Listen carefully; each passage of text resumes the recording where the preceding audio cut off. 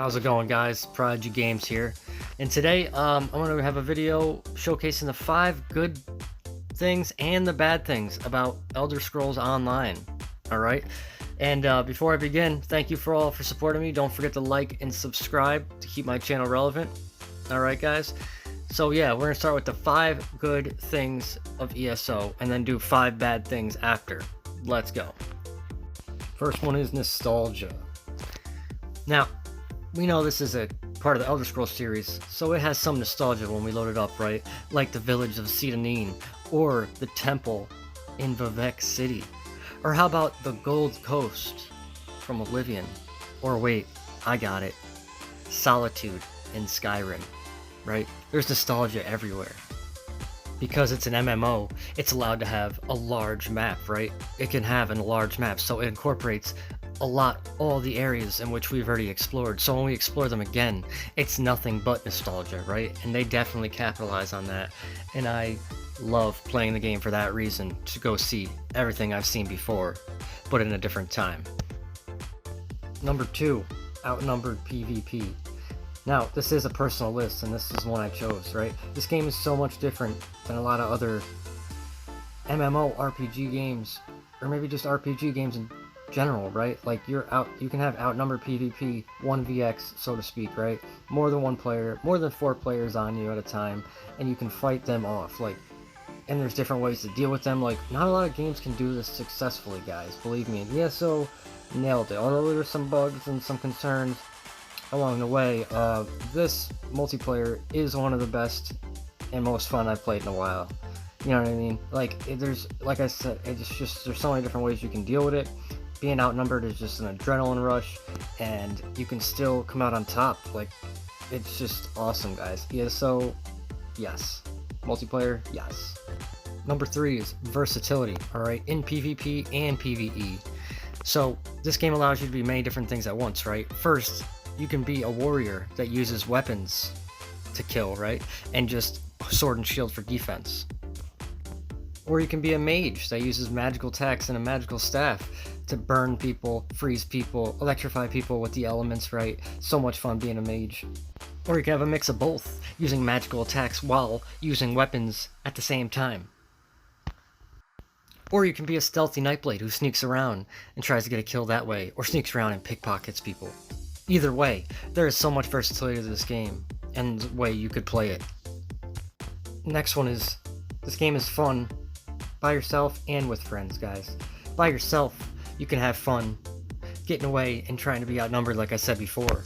Or PvE, you could be solo too and have fun. Well, don't like being alone? Well, your friends can play with you too. You can have friends in PvP and help you in PvE, right? So like I said, you can have fun with or without friends in this game. That's why it's so good. The last good thing about Elder Scrolls that I believe is that it's always evolving. And this is also a bad thing for some people. There's always something going on, right? There's always an event or something to keep your interest. They're always changing item sets in the game. Or they'll add more DLC that changes a different system in the game. Either way, the game is always changing, which I believe could be a good and a bad thing, right? That's why it's on the good and the bad list. Number 1 for the bad things, it's expensive, right? Not only do you have to pay full price, maybe you'll get a deal sometimes, but not only do you pay for the game, but you have to pay for crowns if you want to get extra things in the game. Now, I get it, they have to make money, but at the same time, it's pretty pricey. I mean, look at some of these prices for these things. And then if you don't have ESO Plus, which is a membership, monthly membership, you have to pay separately for each DLC, right? It's just, and the crowns are expensive, guys. It's just really expensive.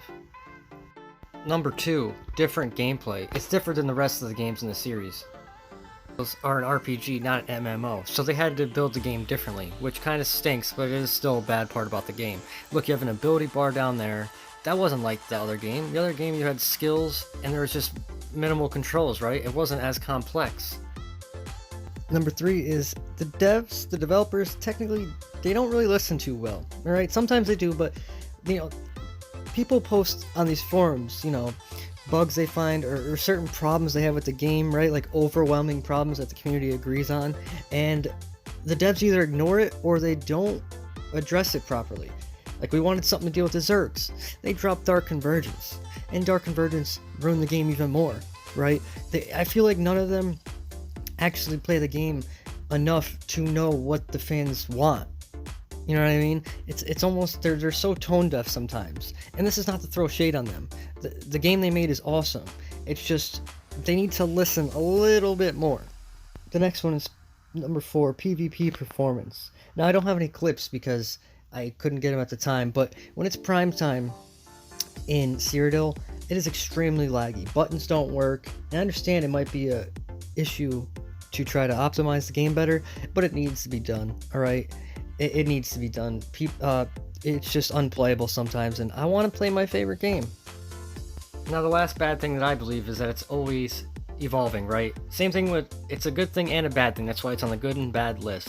The game, yes, it's good that it's always changing, right? There's new things to experience, new ways to do things, but at the same time, it's not good. Some people like myself feel like a part of it is not good for the game because they get used to something, changes, and now the game's completely different. Like, this game has a knack for changing the meta every 3 months, right? And that's super annoying and expensive. It's not ideal. Anyway, that's the end of the video. Hope you learned something. Hope you had fun. Thanks for watching, guys. Peace out till next time.